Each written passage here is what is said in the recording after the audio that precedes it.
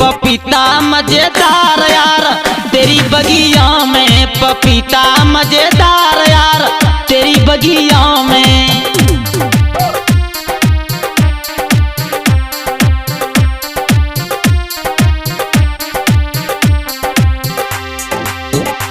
अरे तेरी बगिया में यार आम बहुत हैं। क्या?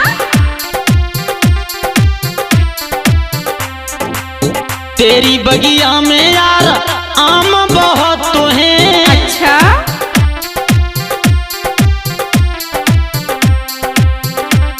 अरे अमिया मजेदार यार तेरी बगिया में, अमिया मजेदार यार तेरी बगिया में।